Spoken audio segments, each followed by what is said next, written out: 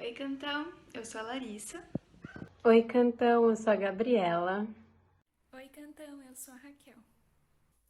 No episódio de hoje, nós vamos estudar sobre os axiomas de Rosita Hattori e os princípios geométricos por trás deles. Vamos lá? O primeiro axioma nos diz que, dado dois pontos distintos no mesmo plano, existe uma dobragem única que passa por eles.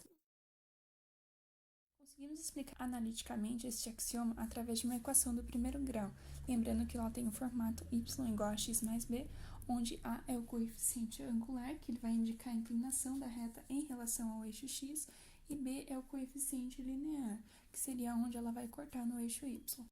Então, se tivéssemos um eixo xy aqui, com os valores da coordenada de P1 e de P2, conseguiríamos encontrar a equação da reta.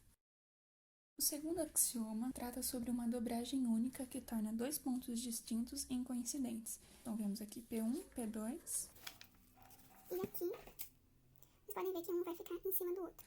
Então, se atribuíssemos um valor para a coordenada x, y de P1 e de P2, conseguiríamos encontrar ele através de uma equação do primeiro grau. O axioma trata sobre uma dobragem única que torna duas retas coincidentes.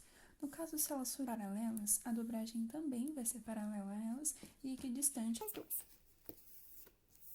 Se as setas forem concorrentes, uma dobragem que vai fazer com que elas se sobreponham. Aqui no caso, R1 em preto se sobrepõe a R2 e R2 em amarelo se sobrepõe a R1. Podemos comprovar esse axioma analiticamente através de uma equação do primeiro grau, onde fazemos um sistema com a equação da reta de R1 e a equação da reta de R2.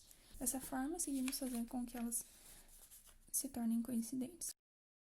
O quarto axioma trata sobre uma dobragem única perpendicular a uma reta que passa por um ponto, analiticamente usando uma circunferência. A dobradura seria no ponto médio do segmento P1 e P2. O axioma fala sobre uma dobragem única que faz um ponto incidir numa reta passando por outro ponto.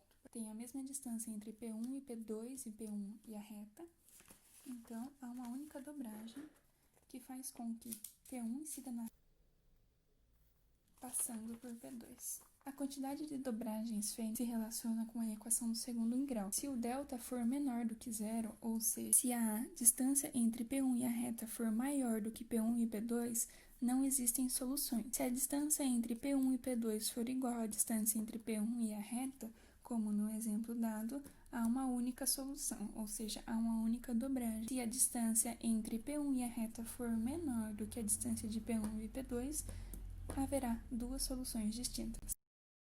O sexto axioma trata sobre uma dobragem única que faz dois pontos incidir em duas retas distintas.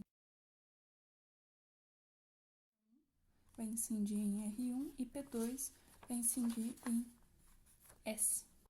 Então, o axioma 6, ele consiste em encontrar uma reta que seja simultaneamente tangente a duas parábolas distintas, ou seja, ele é equivalente a uma equação do terceiro grau. E o último axioma trata sobre uma dobragem única que faz um ponto incidir numa reta através de uma dobragem perpendicular a outra reta. Neste caso, o ponto P ele vai incidir sobre a reta. E essa dobragem ela é perpendicular a R. Este sétimo axioma ele é uma consequência do axioma 4 e 2. Agora, vamos comparar os axiomas de Rosita Hattori com as construções geométricas tradicionais que eles representam. O primeiro axioma ele está associado ao axioma da geometria plana, que diz que, dados dois pontos distintos, existe uma única reta que contém esses dois pontos. O segundo axioma ele está associado à mediatriz do segmento de P1 e P2, ou seja, todos os pontos pertencentes à mediatriz são equidistantes das extremidades desse segmento. O terceiro axioma ele está relacionado à bissetriz dos ângulos formados pela intersecção das duas retas. A bissetriz é o lugar geométrico dos pontos que equidistam de duas retas concorrentes e, por consequência, divide um ângulo em dois ângulos congruentes. O quarto axioma está associado à existência e unicidade da reta perpendicular que passa por um ponto. O quinto axioma ele pode ter zero, uma ou duas soluções, dependendo da posição dos pontos e da reta. Ele está associado a encontrar a intersecção da reta L1 com uma circunferência de centro P2 passando por P1. O sexto axioma está relacionado às medianas dos segmentos, onde P1 e P1' e P2 e P2', e onde P1' e P2' são pontos gerados em L1 e L2. Não é possível se construir com régua e compasso. O último axioma, ele é discutível, pois ele decorre das construções repetidas no quinto axioma. No axioma 5, a gente viu a necessidade da resolução de uma equação de segundo grau para determinar os pontos de intersecção da reta com a circunferência. E agora a gente vai mostrar como é possível resolver uma equação de segundo grau usando apenas origami. Bom, primeiro nós definimos uma equação de segundo grau, ax² mais bx mais c igual a 0, com o delta maior ou igual a 0, para que ele tenha uma ou mais raízes reais. Então, nós podemos pegar um plano alfa em nossa folha de papel e desenhar os eixos x, y e 2 pontos, A e B.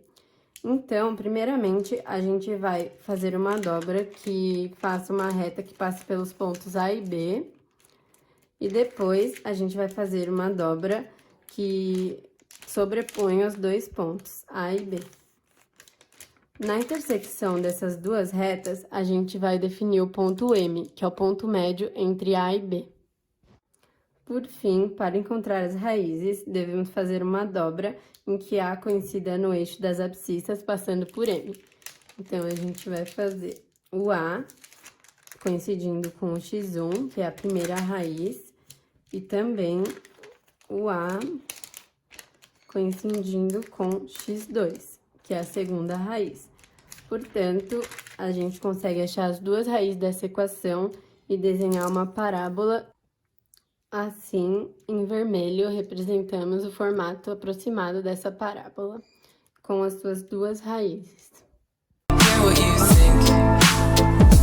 My name's blurry face and I